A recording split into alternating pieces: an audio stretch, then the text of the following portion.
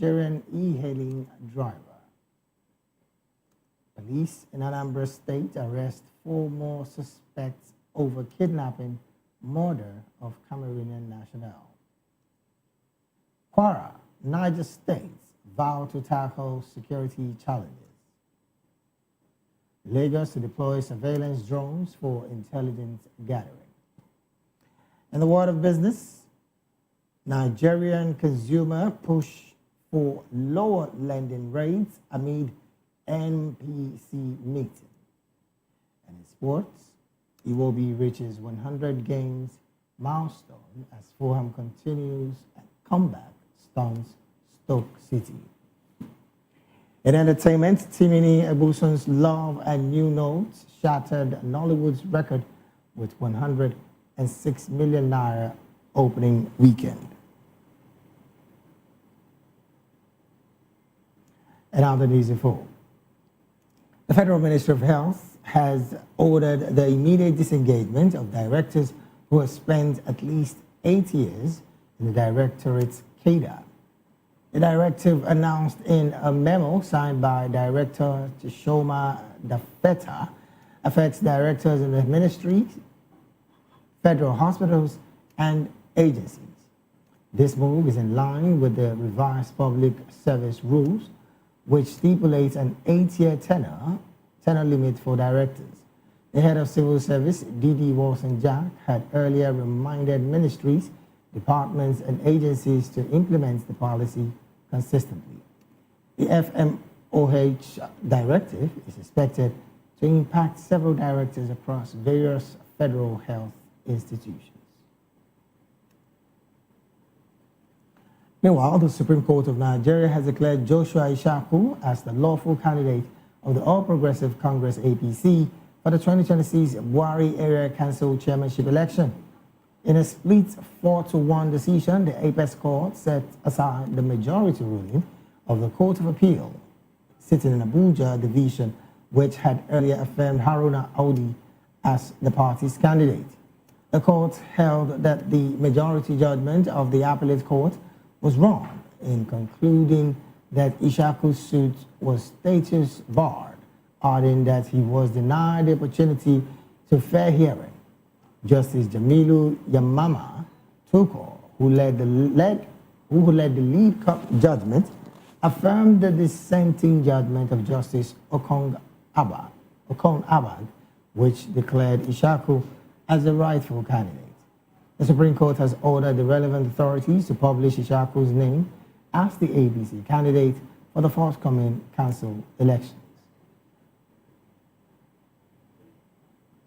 In another development, the Federal High Court sitting in Abuja has scheduled February the 24th to hear a suit seeking to compel the Independent National Electoral Commission (INEC) to deregister several political parties, including the African Democratic Congress (ADC), Accord Party, Zenith Labour Party, and Action Alliance.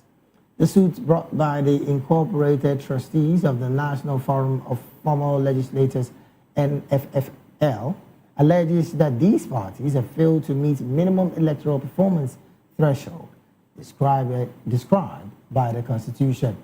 The NFFL claimed that the parties have not secured at least 25% of votes cast in one state in a presidential election, nor won any seat in elections ranging from councillorship to the National Assembly.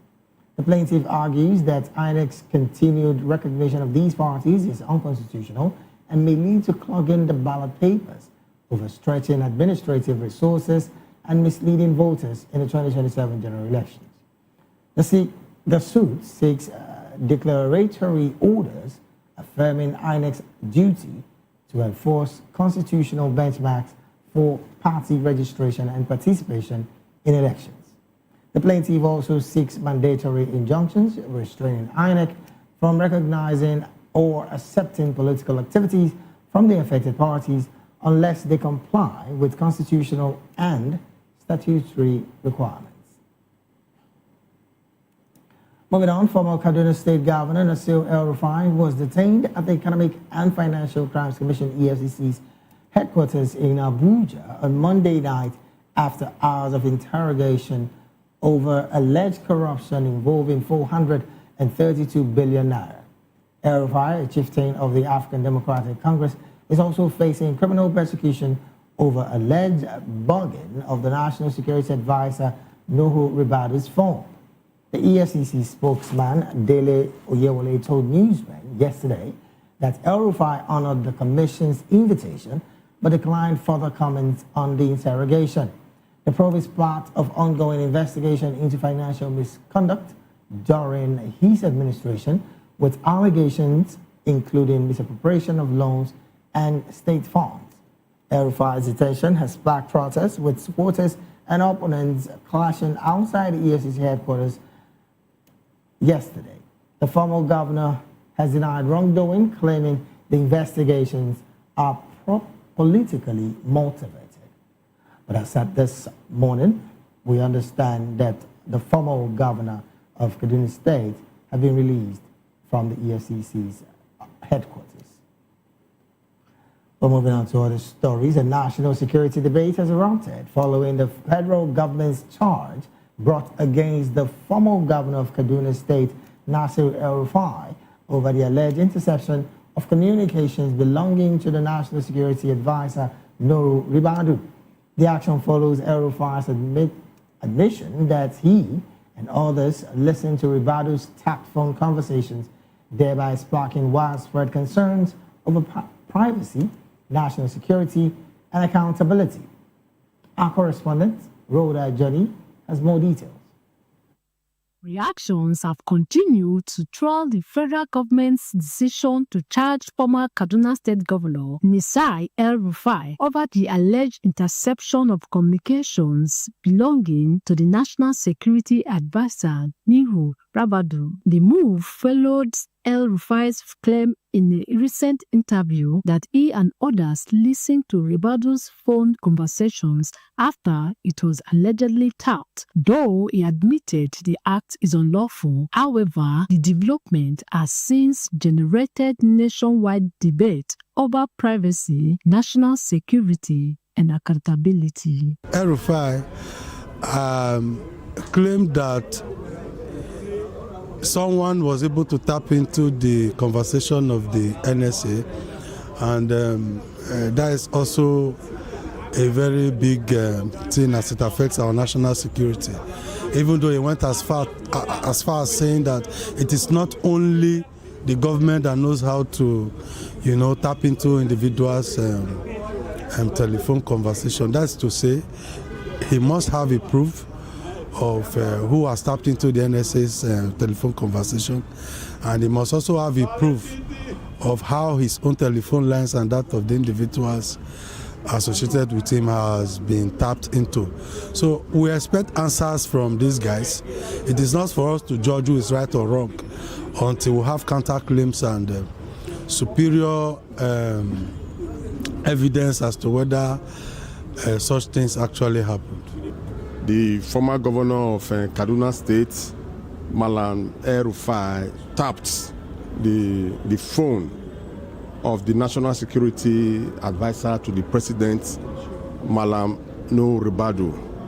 Yes, this shows how porous our security system is. If the phone numbers of the National Security Advisor can be tapped just like that by an individual, that shows that the President of the Federal Republic of Nigeria is not even safe.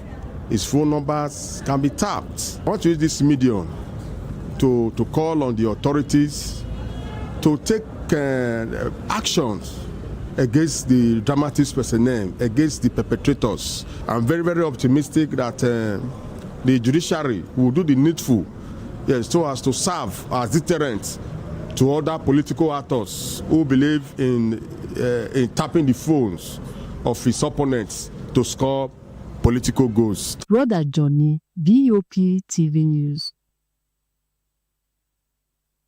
Thank you so very much, Rhoda, for that report. Away from that report, 3 South Africans have been charged with murder and robbery over the killing of a 22-year-old Nigerian e-hailing driver, Isaac Sadler. in Pretoria West.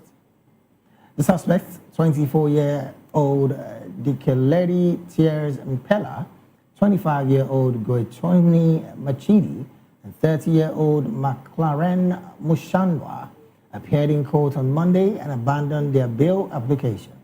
The case has been adjourned to February 23rd for further investigations. The prosecution alleged that the suspects ordered an e-hailing service using an unregistered phone number and then strangled Satlat to death, stealing his phone and vehicle. The incident was captured on dash cam footage and shared on social media. A fourth suspect has handed himself over to the police and is expected to appear in court on Tuesday. In another development, the Anambra State Police Command has arrested 4 additional suspects in connection with the kidnapping and murder of 3 Cameroonian nationals in the state. The victims were reportedly abducted in November 2025 and later killed with their bodies dumped in a river in Anambra West local government area. The police had earlier arrested 2 suspects who provided useful information leading to the arrest of the 4 new suspects. They are identified as 27-year-old Chukwemeka Emmanuel, also known as Ugo Ebenaja, alleged chief priest of a shrine, 24-year-old Nwabune Bright, 21-year-old Chinecherem Chiama, and 38-year-old Michael Kunife. The police said the arrested suspects are undergoing interrogation, and efforts are ongoing to apprehend fleeing members of the gang. Still talking security matters, the governors of Kwara and Niger states have pledged to collaborate with relevant authorities to address security challenges in their states. This assurance was made by Kwara State Governor Abdulrahman Abdulrazak during a condolence visit to Niger State Governor Mohamed Bago on Monday, February 16, 2026. Abdulrazak described the recent terrorist attack in communities under the Bogo Emirate as unfortunate and heartbreaking, noting that they had resulted in loss of lives, destruction of livelihoods, and displacement of residents. The attacks have heightened security concerns along the Kwara-Niger border, prompting calls for coordinated actions between the neighboring states. The governors agreed to strengthen interstate cooperation, intelligence sharing, and coordinated security operations to tackle insurgency and criminal activities along their borders. We're still talking security matters. Lagos State government has announced plans to deploy surveillance drones in partnership with security agencies to strengthen intelligence gathering and tackle insecurity across the state. The Executive Secretary and CEO of the Lagos State Security Trust Fund, Ayodele Ogunson, disclosed this during a news conference on Monday, marking 100 days in office. The initiative involves signing a memorandum of understanding with the Nigerian Air Force and Nigerian Police Air Wing to support coordinated air-based security operations. The drones will enhance aerial surveillance, improve rapid response to security threats, and strengthen operational coordination among security agencies. The Lagos State government aims to leverage technology to improve security and public safety, following similar initiatives in other states like Enugu State. Well, you're still watching the Midday News right here on Voice of the People Television. We'll go straight to the analysis segment of the news. And joining us now to make sense of these stories and more in the studio with us is Barrister Darlington Agumore. Barrister Darlington is a legal practitioner and also public and political affairs analyst and commentator. Barrister, a very good afternoon to you and thank you for joining the conversation. Good afternoon, David, and how are you? I'm fine, very well, thank you, Barrister. How are you doing as well? I'm okay. All right then. Joining us also virtually is Ismail Oladare. Ismail Oladare is a public and political affairs analyst and commentator as well. Mr. Ismail, a very good afternoon to you and thank you for joining the conversation this afternoon.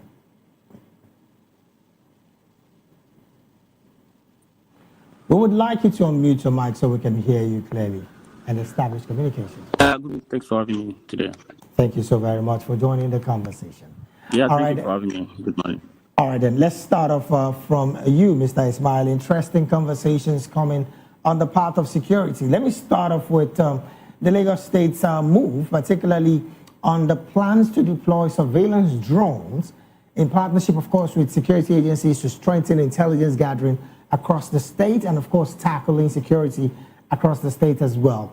What do you make of this development, owing to the fact that Lagos State, again, consistently boasts of a population of well over 15, 20 million people, and most of which some say are not so educated to understanding what or seeing what a drone looks like. Some have said that this might cause some level of chaos. Some have said this also might cause some level of more inclusiveness when it comes to intelligence gathering, particularly in a city like Lagos. What's your position with this?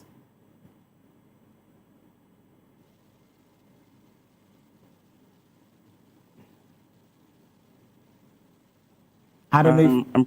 I'm struggling with my network here, Oh. so I didn't quite get your question very Okay. well. So I was asking, what do you make of this development coming from Lagos, particularly on their plans to deploy surveillance drones in partnership with security agencies to strengthen intelligence gathering and, of course, tackling insecurity across the state?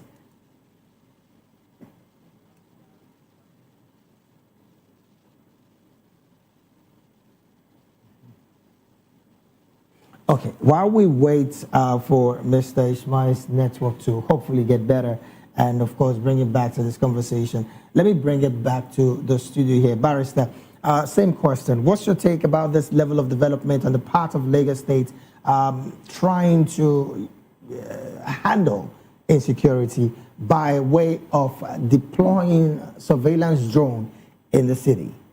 This is the best idea. This is the best idea that is coming from Lagos State government since the creation of this state.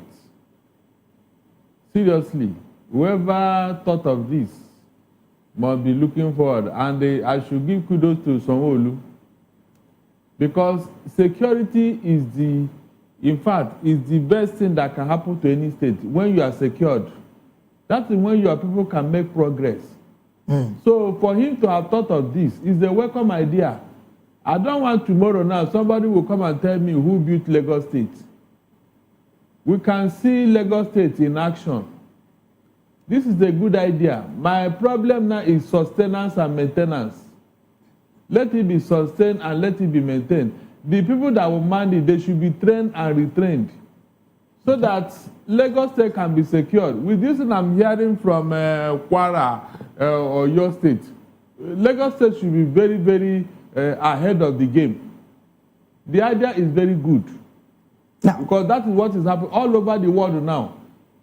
You know, they are using it to detect a crime before it can even happen. Now, Barrister, this particular development on the part of the Lagos State Security Trust Fund, of course, the CEO made mention of this development. It's in partnership with the Nigerian Air Force and also the Nigerian Police, the Air Wing part of the Nigerian Police. Good. Are we seeing a coordinated surveillance when it comes to the aerial space of a city like Lagos that, again, nightlife is consistently high in a city like Lagos? Yes, it's good. The next level is for them to make sure that all the street lights are on. Yes, it will not cost them anything. They can use solar to power all the street lights so that Lagos can make progress. Nightlife can return back to Lagos because there is a night economy in a city like Lagos. There are people who do their businesses at night, legitimate businesses. Right. Like people that are in the hospitality business, you know, people that are into even what you call transportation business. People emergency can come. They can call you up as a Uber driver to come and convey somebody to the hospital. But if the streets are not safe, you wouldn't go. But if you are sure that, yes, all is well, you will go to any place in Lagos, even by 2 a.m., by 3 a.m. Now, Barrister, another concern here is the fact that, yes, the Lagos State government did say that they are aiming to leverage on technology to improve security and, of course, public safety. And they made example of the fact that it is not, just happening in Lagos, because they saw similar initiative in other states like Enugu State. Now, these states are relatively, security-wise, still doing better. In the northern part of Nigeria, where we have consistent level of attacks, are we saying that the governments of those states are not looking to this direction, or is there the possibility that they are overwhelmed with the situation in their hands when it comes to insecurity? Northern leaders, I've called them out severally. They should look inwards into what is happening to them. 90% or even 95% of the people causing this problem are their own children. They say they know them. So if they cannot rein in their mad dogs, is it me that will do that? Is it me? You heard all the things Shegumi have been talking about bandits, good bandits and bad bandits. That we should listen to what they are saying. We should give them what they want, or else that that kind of thing. So when you see leaders talking like that, that means they are in support of what is going on there, David. They are fully in support. I don't know what they want to gain. Unfortunately, what they aim at is not achievable. Nobody will overrun Nigeria for whatever sentiment. Nobody. You think that's what they are aiming at? What else? What else are they asking for? What else? I mean, when you are pursuing something, say, okay, this is what I'm pursuing, this is what I want to gain. In their own case now, is it not obvious what they want? It's not about kidnapping, it's not about land grabbing, no. They want to overrun the whole Nigeria. That's why they're all over the place. But I have told them, let them kill that idea, because we're in 21st century. If there is any religious war today, it won't even last 24 hours before everybody will now, everybody's brain will reset. People will now know that, no, what happened in 1967 cannot happen in 2026. So they should be very careful. Northern leaders, call a meeting among yourself and advise yourself. This thing that you people are pursuing, it can never happen. No matter how you want to put it, it can never happen. Rather, it will destroy your economy. It will destroy your social life. It will destroy even your economic life. So what are you doing? What are you doing? Well, it's interesting, Barrister, that you mentioned the economy of the northern states, and that, again, is the bone of contention here when the Kwara State governor went to pledge to collaborate with relevant authorities, and, of course, a collaboration with the Niger State governor, I'm talking about Bago, on the area of security. Barrister, if this level of coordination is going to happen, should we say that in the near days, Niger State and maybe Kwara State might have a better option when it comes to handling and tackling insecurity in their state with this level of coordination? I don't think so, because Niger State has a lot of ungoverned spaces. I think there are about 8 million in population or so.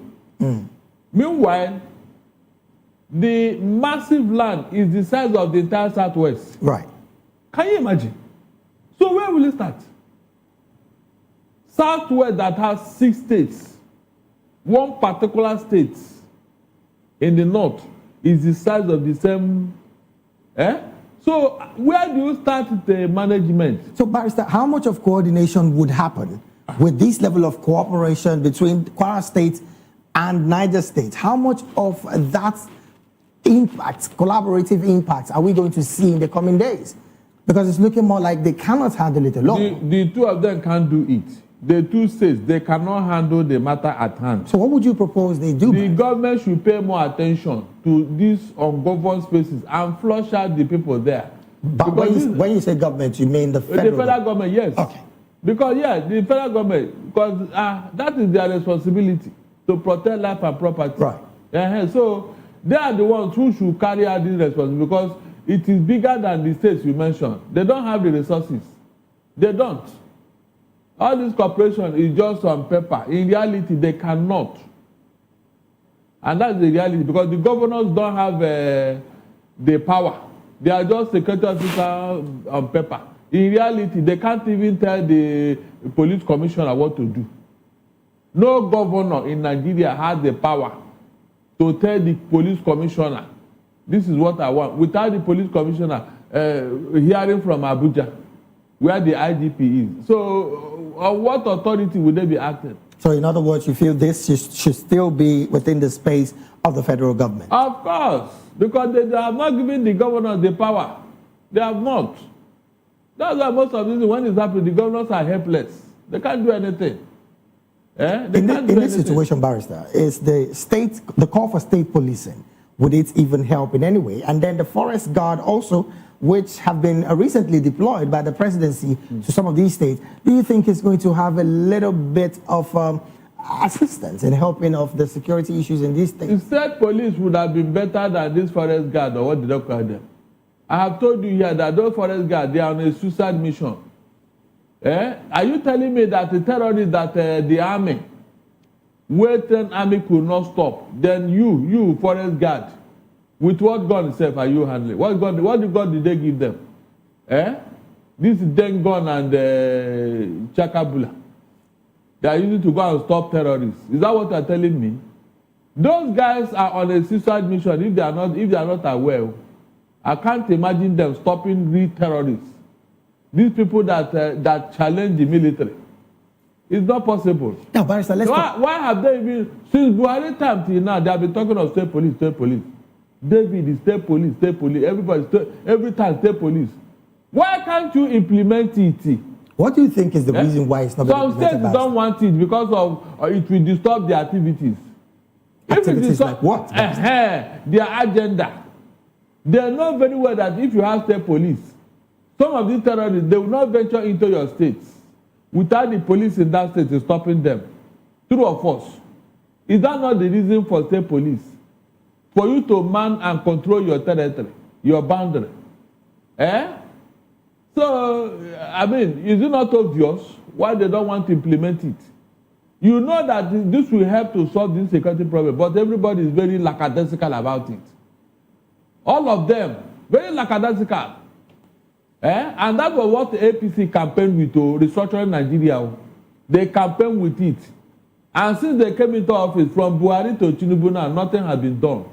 It's all lip service. But Barrister, some have said that the willpower, the political willpower of the state governors also has a hand in all of this.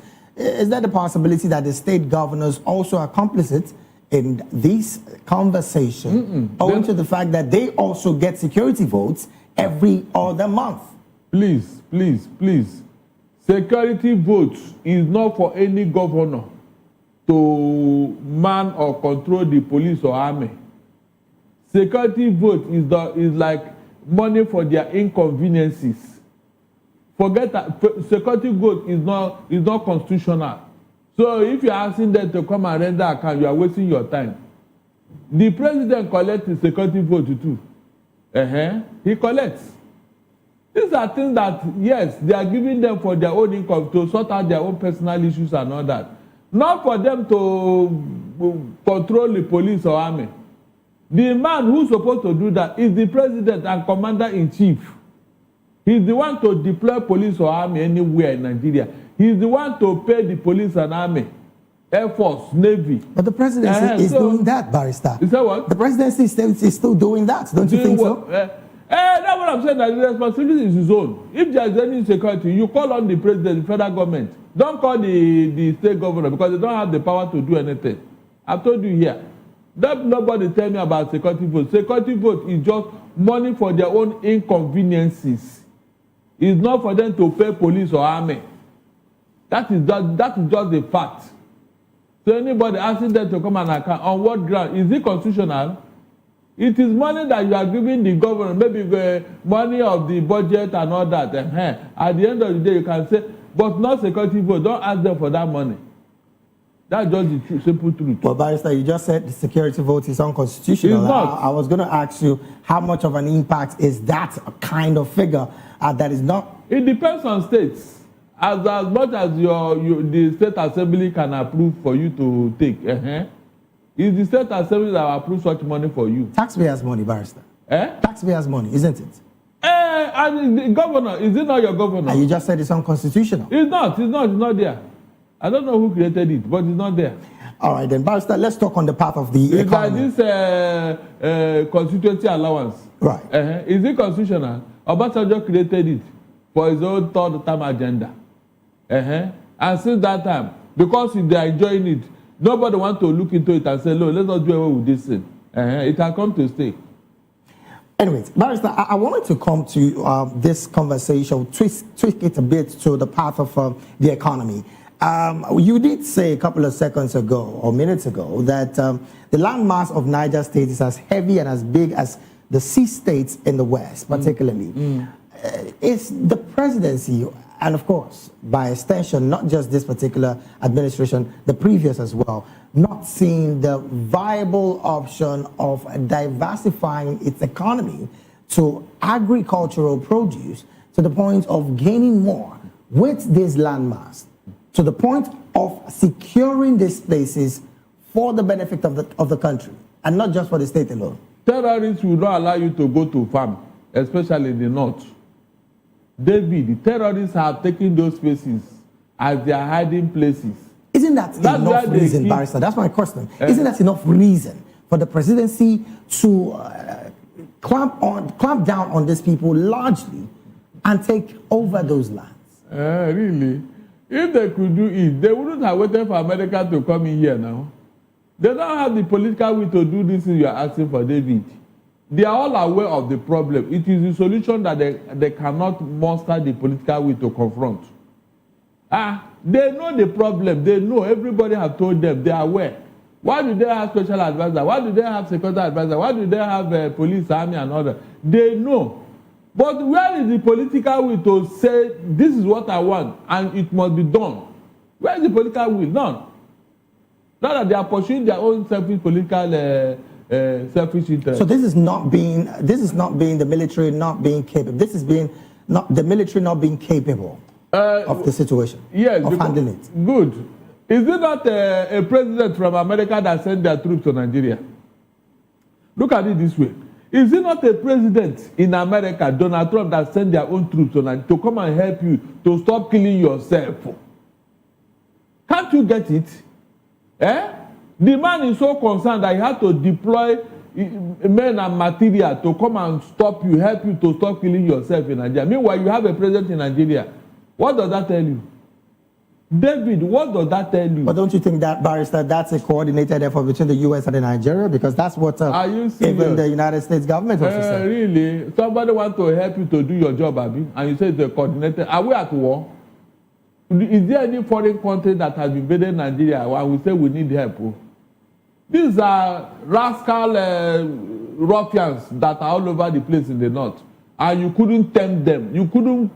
Oh, God Almighty. So if you now have a real war that broke out between Nigeria and a foreign country, you will now call God to come and help you fight the war, Abi? No, if it is just these rascals, bandits and the kidnappers, that America is coming to help you. When you now have a real war like Ukraine and Russia, you will not go to God and call him to come and help you. But that all right, then. Well, Barrister, this conversation of insecurity, honestly, is far more than we can. We fought for it. We refused to do the needful initially. Initially, people refused to do what they're supposed to do. We saw these things coming. But the religious and tribal sentiment overshadowed the whole thing. And these guys grew bigger in size. All right, then, Barrister, let me come to your forte, to another story precisely, of course, which again is your forte.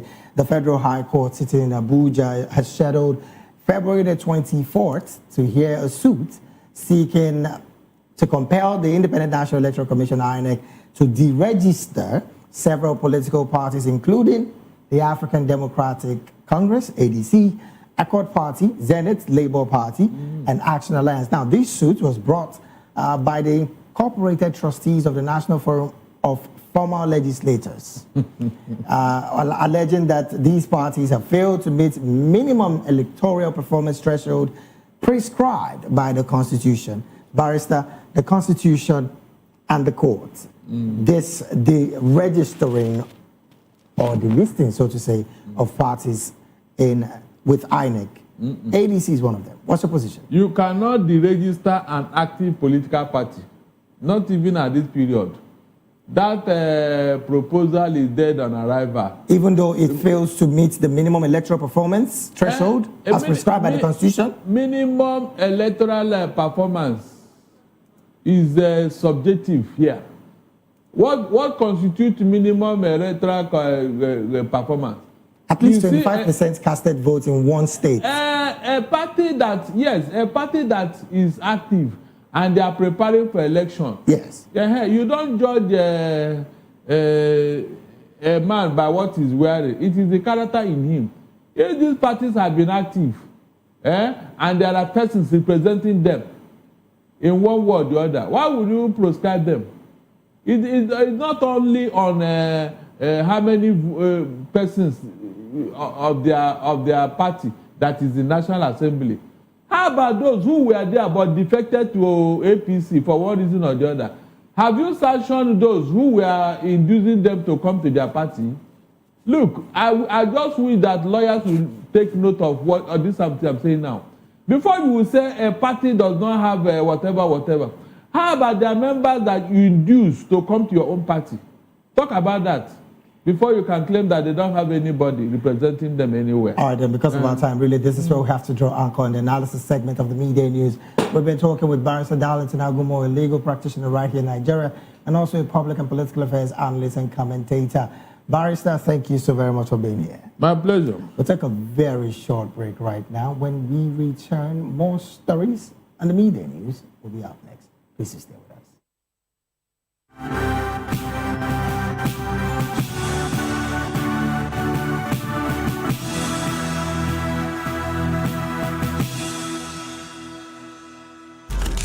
In a world where power shifts with every headline. In a nation full of questions. In a world filled with noise, the truth needs a voice. The policies that shapes our world and the economy that determines our future. Every hour, every day, the grapevine keeps buzzing. And together, we are committed to telling the stories that shape our world because your voice is our focus. Don't forget, our voice matters the most. Let us come together and share our concerns.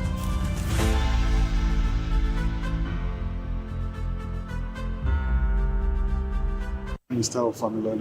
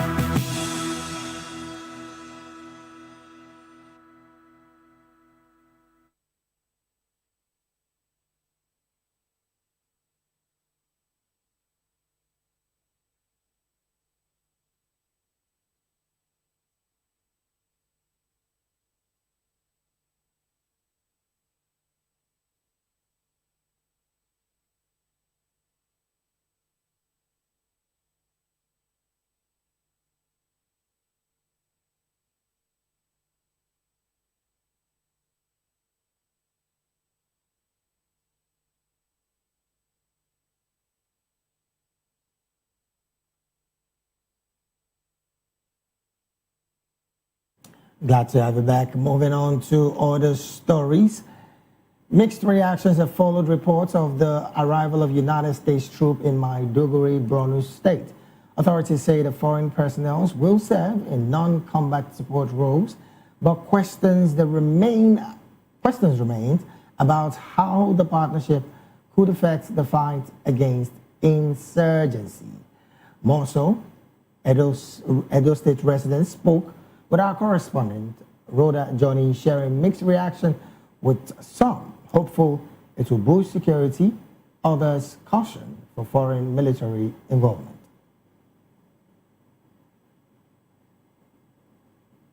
They arrived in Nigeria to support the government in addressing security challenges. Officials said the first batch of roughly 100 U.S. troops is expected this weekend, with additional personnel and equipment to follow in the coming weeks. The deployment comes amid ongoing security threats, with officials emphasizing that the mission is temporary and focused on support and capacity building. Edo State residents showed varied reactions, reflecting both hope for strengthened security and caution about the involvement of foreign troops. Outside political affiliation or whatever, political ideology or whatever, Nigeria is our country. We don't have any other country. Nigeria is our country. So if we cannot help ourselves and the US has agreed to help us, it's a welcome development. As a matter of fact, anybody who is against the idea of US coming at all, you know the person is an enemy of Nigeria. That's just the truth. So we are very optimistic, and we hope that every Nigerian citizen, especially the security personnel, should not see them as competitors. Rather, they should see them as collaborators, so that this problem can be solved once and for all. 2027 is around the corner, so why do we need to play politics with human lives? It's a shame that Nigeria, as a sovereign nation, that we cannot solve our security challenges. We are now relying on America. You know, America is not doing that thing for free. America have their own strategy, but it's a shame that we cannot defend our country. We are relying on external force, relying on men and officers of United States of America to now rescue our country for us. So we just pray for Nigeria to have a fit and become a sovereign nation indeed. The American troops landing in Nigeria, I think it's a welcome development, and I just believe that they are coming. We foil the activities and the plans of these insurgents. Recently, we heard what happened at Kwara State, you know, and I also have some on my media tapes, those recently that have been held hostage, the way they've been handling them and all that, and yet some are saying such things are not happening in Nigeria. I think it is time for the Americans, those international community, to see for themselves what is actually happening here. It's not going to be a hearsay again or speculation. I just pray that they will not be hindered, you know, by our political class. Brother Johnny, BOP TV News. Thank you so very much, Rhoda, for that report. Moving on to other stories, the National Association of Nigerian Students, NAS, Northeast Zone, has cautioned public office holders against diverting constituency funds meant for projects in academic institutions. The warning was issued by NAS Zone E Northeast Coordinator Wazu Hina during a news conference in Gombe on Monday. Hina expressed concerns over lack of transparency in project execution and minimal impact on students, urging officials to ensure projects benefit the student community. The association demands accountability and transparency in project implementation, threatening protests if concerns are not addressed. And in Benin City, the Edo State capital, residents have slammed the Benin Electricity Distribution Company over the persistent power outages and what they describe as exploitative billings. They accuse the company of forcing citizens to repair faulty transformers, sending bills for electricity never supplied, and ignoring repeated complaints. Our correspondent in Benin City, Rhoda Johnny, has more in these details.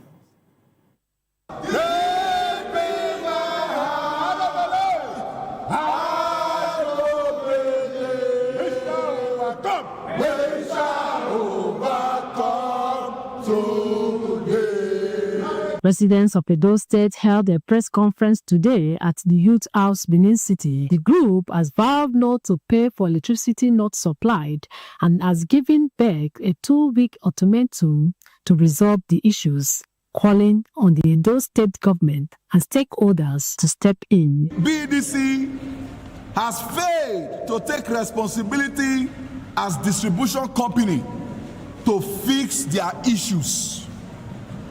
Some other communities are compelled to buy transformers to buy poles and cables to fix their power issues, while the right undertaking to donate the equipment to BDC and also pay millions ranging between 10 to 15 million for installation of those equipments.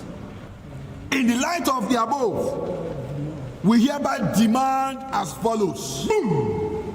1, that BDC should stop oppressing adult people and wake up to its primary responsibility of effectively distribution of power to adult people. 2, that BDC should, as a matter of babana, restore communities in darkness back to the national grid. They say residents have long been forced to repair faulty transformers and other equipment themselves, while some areas still have no electricity but continue to receive bills. The government officials who are busy, the few light, the little power grid we have been distributed to the bourgeois in our state to enjoy, while the rest of us can go and die and they don't care. And that is why we say after 2 weeks, the pain and the suffering they have subjected us to, we will also subject BDC and the cause to that same pain. Accusing the Benin Electricity Distribution Company VECT of unfair billing and poor service. That BDC commits to steal from Edo people. It is very, very sardonic that we pay for lights and we get darkness. Sources to reach the distribution company management was unsuccessful. Brother Johnny, VOP TV News. Well, thank you so very much, Rhoda, for that report. From that story, move straight to talking business. A recent survey by the Central Bank of Nigeria, CBN, reveals that 65% of respondents want lending rates reduced despite ongoing inflation concerns.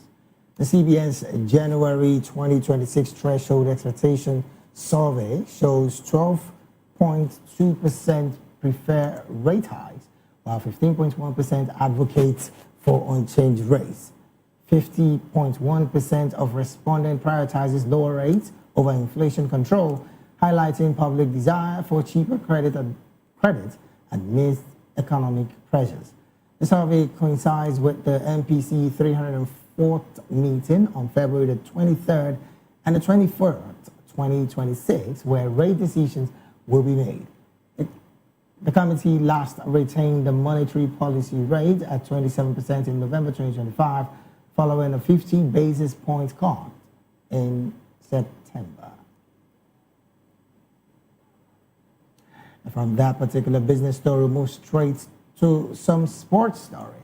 Nigerian midfielder Alex Iwobi marked a significant milestone, marking his 100th appearance for Fulham in the club's 2-1 FA Cup victory over Stoke City. Iwobi played a full 90 minutes, delivering an impressive all-round display, completing 68 passes, creating one chance and making two tackles. Fulham came from behind to secure progression, with goals from Kelvin and Harrison Reed turning the game around. Iwobi's contribution was evident across the pitch, and he was a central figure in the team's performance. The win sees Fulham reach the 5th round of the FA Cup, with Iwobi becoming the 183rd player to achieve the 100-game milestone for the club. Meanwhile, Iwobi and the Super Eagles are waiting a FIFA decision on their petition against DR Congo, which could determine Nigeria's participation in the 2026 World Cup. The NFF has lodged a complaint against DR Congo, alleging that some players are ineligible due to recent changes in international allegiance. And from that sports story, we'll move straight to some entertainment stories. Timini Egboson's new film, Love, A New Note, has broken multiple box office records, earning 106 million naira in its opening weekend and becoming the highest grossing Nollywood film of 2026. Directed by Kayode Kasum, The film premiered on February the 13th and has achieved the biggest opening weekend of 2026, highest single-day gross for 2026 release, and highest grossing film of the weekend. The romantic drama set against Nigeria's 1984 currency change explores a theme of love, ambition, and personal growth. The film features a star-studded cast, including Odunlade Adekola, Sophie Alakija, Eniola Badmus, and Toluwani George. Tiffany Abuson expressed gratitude for the film's success, thanking everyone who contributed to its success.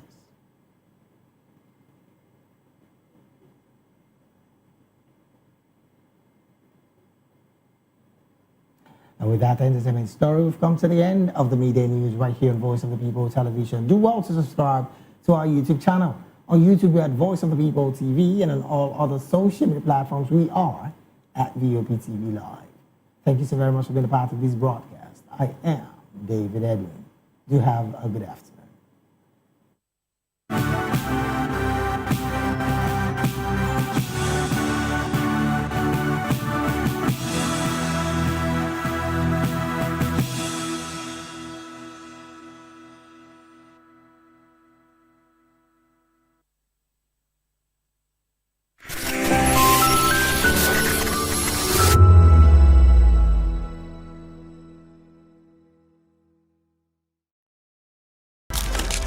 In a world where power shifts with every headline. In a nation full of questions. In a world filled with noise, the truth needs a voice. The policies that shapes our world and the economy that determines our future. Every hour, every day, the grapevine keeps buzzing.